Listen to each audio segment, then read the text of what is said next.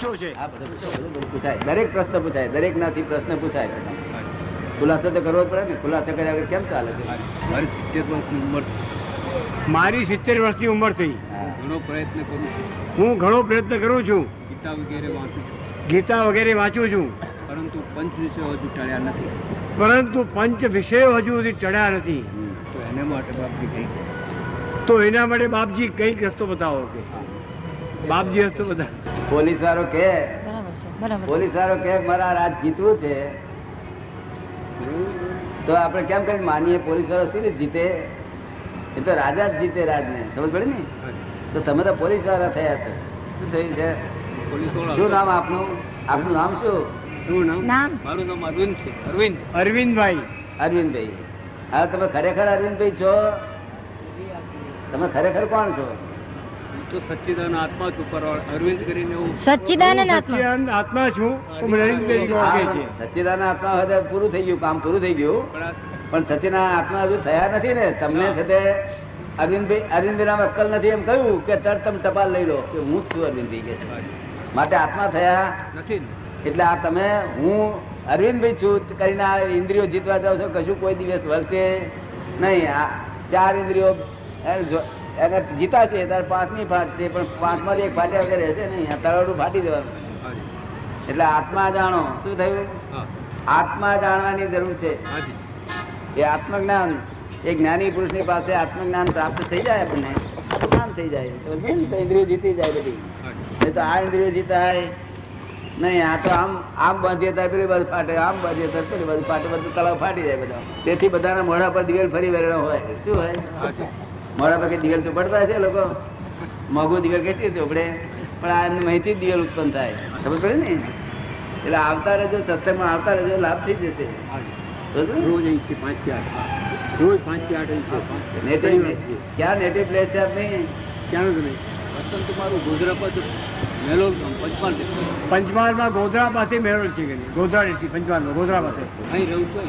રહેવાનું ઈ જ છે. હા, બરોબર. અહીં આવતા રહેજો. અહીં ફી નથી, અહીં કશું તમારી જરૂરિયાત નથી. અહીં તમારું કામ કાઢી જાઓ. શું કહ્યું? અહીં કોઈ જાતની ફી બી ના હોય. એટલે તમારું કામ કાઢી જાઓ. એટલે અહીંયા આવજો, ઇન્દ્રિયો જીતા એવું કરી આપીશું રસ્તો. માળા પહેરો જરા ઇન્દ્રિય જીતાય. ઇન્દ્રિય સિરિત જીતશો તમે. 70 વર્ષે ઇન્દ્રિય જીતતા સિરિત થાય. દાદાની આપેલી છે બધા પૂરતી જીભ 70 વર્ષે જીભ લખલખાટ વધારે કરે, જલેબી ખોળે, ફરણ ખોળે, જાત જાતના વેચતા. એટલે આવતા રહેજો, તમને કરી આપીશું બધો રસ્તો. જિંદગીનો સ્વાદ તો કર્યા. અહીં 5-6 દિવસ અમે છીએ, ત્યાંથી આવજો. એટલી કૃપા દ્રષ્ટિ કરો. કરતે ગુરુવારની આવતા રહો. આપ મહેનત કરશો તો એ કૃપા દ્રષ્ટિ કરશે. આપ મહેનત નહીં કરો તો પછી કશું નહીં થાય. કોણે બનાવ્યું છે આ બધું જગત? બધું કોણ નવરો પડ્યો છે? અને આ મોડી છે, બધું ધાંધળ મોડી છે, કોણ નવરો છે? તે આ જગત કોણે બનાવ્યું છે? કોણ બનાવ્યું? પૂર્ણ પુરુષોત્તમ ભગવાન. પૂર્ણ પુરુષોત્તમ ભગવાન. હા, ભગવાન શું કરવા માંડે? એમના છોકરા કુંવારા નથી, છોકરા પાણી ગયા છે. ભગવાન શું કરવા આ બધું માંડવે? આ બ્રહ્મમાંથી ઉત્પન્ન થયું છે. તમારે તો નામ કાઢવું હતું, પાણી છોકરા થયા. આ બધું નામ કાઢવું છે. આ બધું બ્રહ્મમાંથી ઉત્પન્ન થયું છે. આ બધું વિજ્ઞાન છે. બ્રહ્મમાંથી ઉત્પન્ન થયું નથી, બધું વિજ્ઞાન છે. આ તો એ વિજ્ઞાન જાણવાની જરૂર છે. ભગવાને આ બનાવ્યું જ નથી. જો ભગવાને બનાવ્યું હોત નહીં તો લોકો પૂછે કે ભગવાનને કોણે બનાવ્યો, એને કોણે બનાવ્યો, પ્રશ્નો ઉભા થાય. એટલે ફોરેન વાળા સાયન્ટિસ્ટો કહે છે કે અમે 1 અબજ માણસો માનીએ છીએ કે ગોડ ઇઝ ક્રિએટેડ. શું ખોટું છે? ત્યારે મારે કહેવું પડે છે કે ગોડ ઇઝ ક્રિએટેડ ખોટું નથી. God is created is correct by Christian viewpoint, by Indian viewpoint, by Muslim viewpoint, not by fact. વાસ્તવિકમાં તો એવું નથી. તમારા વ્યૂ પોઈન્ટ થી બરોબર છે, પણ વાસ્તવિકમાં જો તમારે સત્ય જાણવું હોય તો તેવું નથી. God is in every creature, whether visible or invisible. Not in creation, not in creation. Within and without. શું કહે છે? Within and without. હા, વિધિન એન્ડ વિધાઉટ. શું વિધાઉટ? Within and without. અંદર બી છે અને બહાર બી છે એમ કહેવા માંગે છે. અંદર પણ છે અને બહાર પણ છે એમ. બહાર કોઈ બાપો નથી. God is in every creature, whether visible or invisible. તમારી ને મારી વચ્ચે ઇનવિઝિબલ ક્રિએચર બધા બહુ છે. ક્રિએચર ની અંદર જ ભગવાન રહેલા છે. ક્રીચર્સ. બહાર હોય ને તો લોક પકડી રહ્યા છે. બહાર કહ્યું ને આ બધી ભ્રમણાઓ ફેલાયેલી છે. જો બધે જ ભગવાન છે, બધે ભગવાન છે. સંદાસ ક્યાં જવું આપણે પૂછીએ નહીં કે ભાઈ સંદાસ ક્યાં જવું? અમારે રસોડું જુદું હોય, સંદાસ જુદું હોય. તો પડે ને ભગવાન God is in every creature whether visible or invisible. ઝાડ પાનનો વેલા તોડીએ નહીં વગર કામના. શું? અને વગર કામનું જીવડું કોઈ મારીએ નહીં. મોકાણ દેખાય તો ઉચકીને ફેંકી દઈએ, પણ એને મારીએ નહીં. આપણે જાણે ક્રિએચર ની અંદર જ ભગવાન રહ્યા છે. બહાર ઉપર બાપો કોઈ નથી. ઉપર લોકો ઉપર છે, મેં ઉપર તો હું આકાશ બધે ફરી આવ્યો. દાદા આપતવાણી નું ઉંદરડી કોતરી ખાય છે, શું કરવું? આપતવાણીને ઉંદરડી કોતરી ખાય છે હા. કે શું કરવું હવે એને કે એને આપતવાણી જોઈએ. આપતવાણી ને ઉંદરડી કોતરી ખાય. આ તો સંસાર બધો જુદી જાતનો છે. શું કરવું? શું કરવું કે કશું પૂછજો. હા, બીજું બધું પૂછજો, ખુલાસા કરજો. બીજું કઈ ગુચો છે? બધી બીજી ગુચો છે? ગૂંચો છે કઈ બીજી?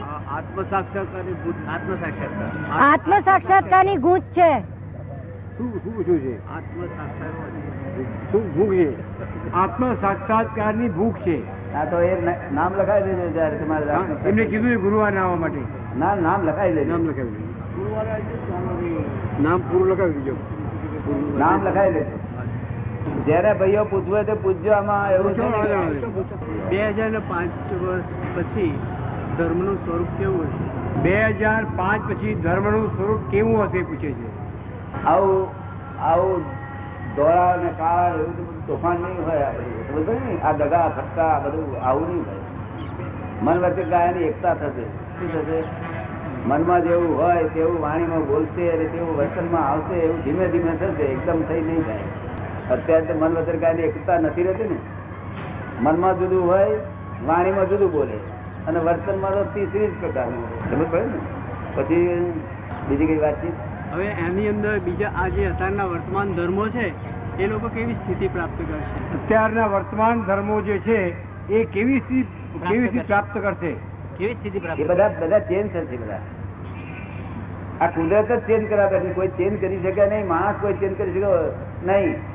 કુદરત જ હેલ્પ કરે છે. આ બગાડી તો કુદરત ને હેલ્પ થી. મનુષ્યો નિમિત્ત છે, સમજ પડે ને? પણ કુદરત ની હેલ્પ હોવી જોઈએ. કુદરત ની હેલ્પ છે. હવે બધા ધર્મો સ્ટેજ ઉપર આવશે. હવે અત્યારના જે ધર્મો છે ને એમાં કયો ધર્મ વધુમાં વધુ અત્યારના તત્વો છે એ જાળવી રાખશે? તત્વો જાળવી રાખશે. અત્યારના ધર્મોમાંથી કયું ધર્મ વધુ તત્વ જાળવી રાખશે? તો બધા ધર્મો તત્વ જાળવી રાખશે. કારણ કે બધા ધર્મો તત્વને માટે પાત્ર નથી. તત્વને માટે બે ધર્મો પાત્ર છે કે એક વેદાંત ધર્મ અને એક છે તે જૈન ધર્મ. બે તત્વને માટે પાત્ર છે. બીજા બધા તત્વને માટે લાયક નથી. બીજા જે ધર્મો સમજ ને, એટલે આ બે ધર્મો તત્વને સાચવી રાખશે. પાછલા વાળા એમના ધર્મને સાચવી રાખશે. એ સ્ટેન્ડર્ડો છે. અને આઉટ ઓફ સ્ટેન્ડર્ડ થવાની જરૂર છે. આઉટ ઓફ સ્ટેન્ડર્ડ થાય તારે આ છે તે આ રબારી લોકો છોડે. આ બકરાને સ્ટેન્ડર્ડમાં હોય તો બકરા અને રબારા બેનું ચાલે જ કરે. રબારા તમે સમજો છો? મારા જેવા એને રબારા કહેવાય અને આ બકરા કહેવાય. એવું આ દુનિયા દિવસ પૂરી રાખે એમ કરતો ડેવલપ થતો આગળ જાય. આ લોકો અત્યારે તો લોકો સંપ્રદાયની બહાર નીકળવા દેતા નથી. ઉપર તારની વાળો કરી ઊંચી કરી દીધી. કૂદીને બહાર ના નીકળી જાય એટલા માટે બિલકુલ છટકવા જ નહીં દેતા. સાફ બધો ધર્મ શ્વાસ ના હોવો જોઈએ. ધર્મ પૈસો ના હોવો જોઈએ. ધર્મ ફ્રી ઓફ કોસ્ટ હોવો જોઈએ. ધર્મ પૈસા પીયો હોય ત્યારે તો સિનેમામાં ફેર શું છે? કયા અનુભવોથી ધર્મો પોતાની કટ્ટરતા છોડી દેશે? એવા કયા અનુભવ થશે કે પોતાની કટ્ટરતા છોડી દેશે?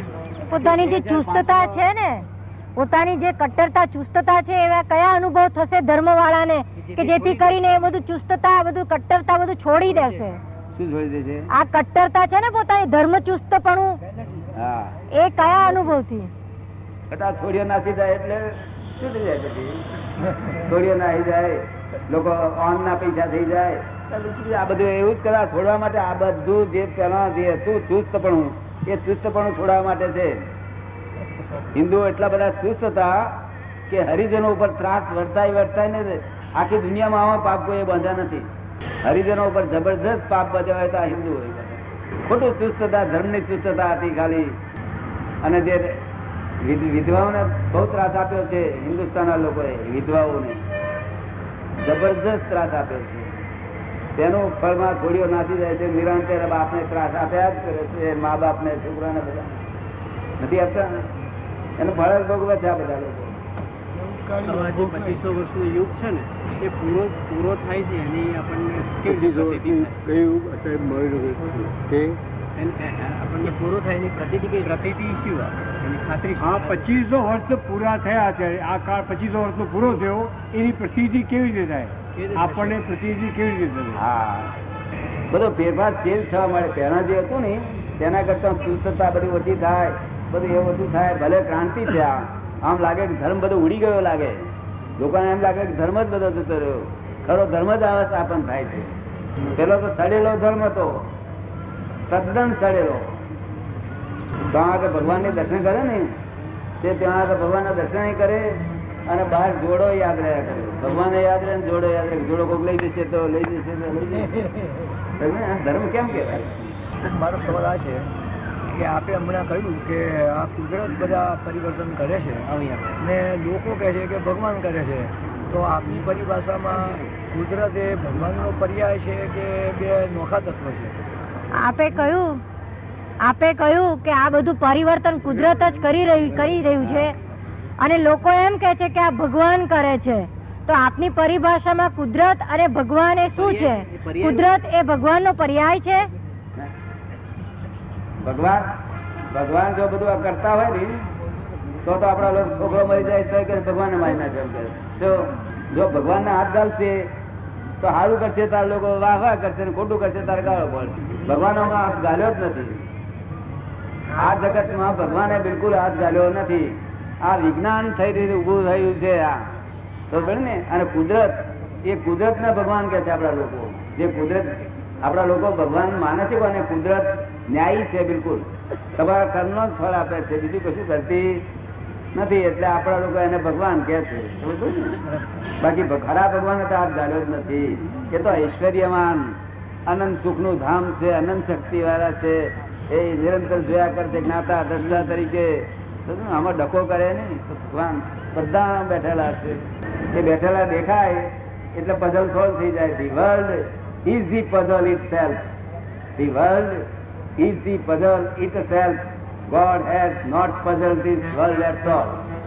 Only scientific circumstantial evidence there. The puzzle, there are two viewpoints to solve this puzzle. One relative viewpoint, one real viewpoint.